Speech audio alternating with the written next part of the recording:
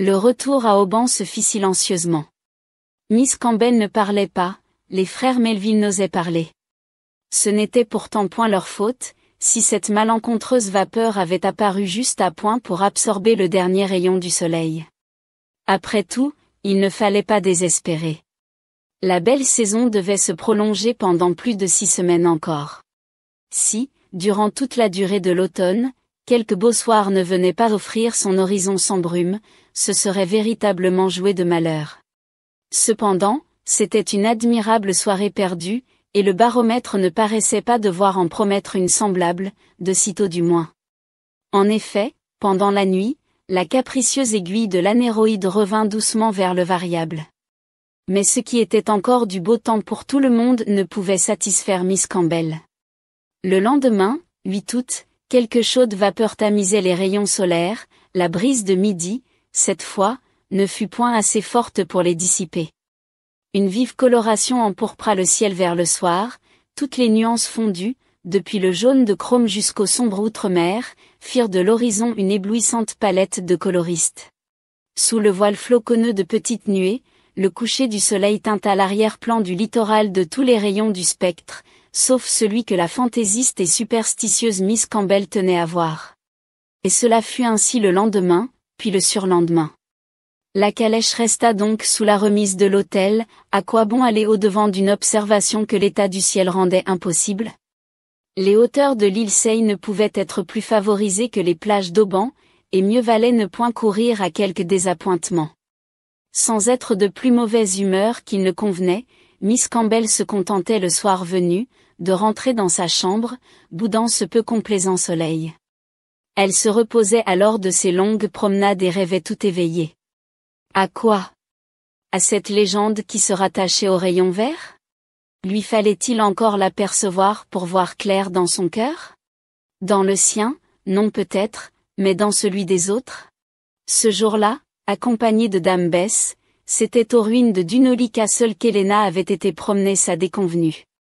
En cet endroit, du pied d'un vieux mur tapissé des épaisses hautes-lisses du Lierre, rien de plus admirable que le panorama formé par l'échancrure de la baie d'Auban, les sauvages aspects de Kerra, les îlots semés dans la mer des Hébrides, et cette grande île de Mull, dont les roches occidentales reçoivent les premiers assauts des tempêtes venues de l'ouest Atlantique.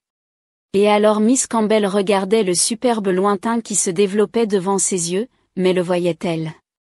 Est-ce que quelque souvenir ne s'obstinait pas à la distraire? En tout cas, on peut affirmer que ce n'était pas l'image d'Aristobulus sur Cyclo. En vérité, il aurait été malvenu ce jeune pédant, à entendre les opinions que ce jour-là, Dame Bess émettait si franchement à son propos. « Il ne me plaît pas », redisait-elle. « Non, il ne me plaît pas. Il ne pense qu'à se plaire à lui-même. Quelle figure ferait-il dans le cottage d'Elansburg? Il est du clan des Mac égoïstes, ou je ne m'y connais pas. Comment messieurs Melville ont-ils eu la pensée qu'il pourrait jamais être leur neveu? Partridge ne peut pas plus le souffrir que moi, et Partridge s'y connaît. Voyons, Miss Campbell, est-ce qu'il vous plaît? De qui parles-tu? Demanda la jeune fille, qui n'avait rien entendu des propos de Dame Bess. De celui à qui vous ne pouvez penser, ne fût-ce que pour l'honneur du clan. À qui donc crois-tu que je ne puisse penser? Mais à ce monsieur Aristobulus, qui ferait mieux d'aller voir de l'autre côté de la Tweed s'il y a jamais eu des Campbell en quête d'Urcyclo. Dame Bess ne mâchait pas ses paroles d'ordinaire, mais il fallait qu'elle fût singulièrement montée pour se mettre en contradiction avec ses maîtres, au profit de sa jeune maîtresse, il est vrai. Elle sentait bien, d'ailleurs, qu'Helena montrait pour ce prétendant plus que de l'indifférence. À la vérité, elle n'aurait pu imaginer que cette indifférence était doublée d'un sentiment plus vif à l'égard d'un autre. Cependant Dame Bess en eut peut-être le soupçon, lorsque Miss Campbell lui demanda si elle avait revu à Auban ce jeune homme, auquel le Glengarry avait si heureusement prêté secours et assistance. Non Miss Campbell, répondit Dame Bess, il a dû repartir aussitôt, mais Partridge croit l'avoir aperçu.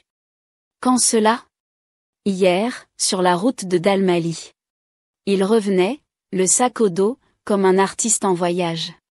Ah, c'est un imprudent, ce jeune homme. Se laisser ainsi prendre au gouffre de Corrivrecan, cela est de mauvais augure pour l'avenir. Il ne se trouvera pas toujours quelque bâtiment pour lui venir en aide, et il lui arrivera malheur. Le crois-tu, dame Bess? S'il a été imprudent, il s'est montré courageux, du moins, et dans ce péril, son sang-froid ne paraît pas l'avoir abandonné un instant.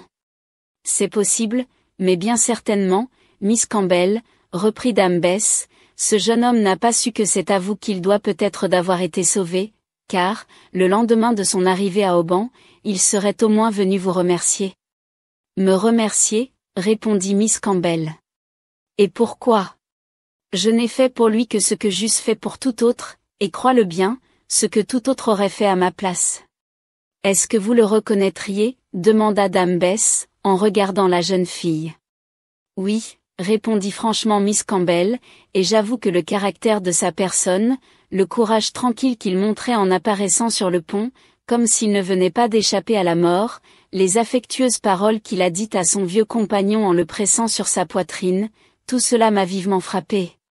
Ma foi, répliqua la digne femme, à qui il ressemble, moi, je ne pourrais guère le dire, mais, en tout cas, il ne ressemble pas à ce monsieur Aristobulus Cyclo. Miss Campbell sourit, sans rien répondre, se leva, resta un instant immobile en jetant un dernier regard jusqu'aux lointaines hauteurs de l'île de Mull, puis, suivie de dame Bess, elle redescendit l'aride sentier, qui conduit à la route d'Auban. Ce soir-là, le soleil se couchait dans une sorte de poussière lumineuse, légère comme un tulle paillonné, et son dernier rayon s'absorbait encore dans les brumes du soir. Miss Campbell retourna donc à l'hôtel, fit peu d'honneur au dîner que ses oncles avaient commandé à son intention, et après une courte promenade sur la grève, elle rentra dans sa chambre.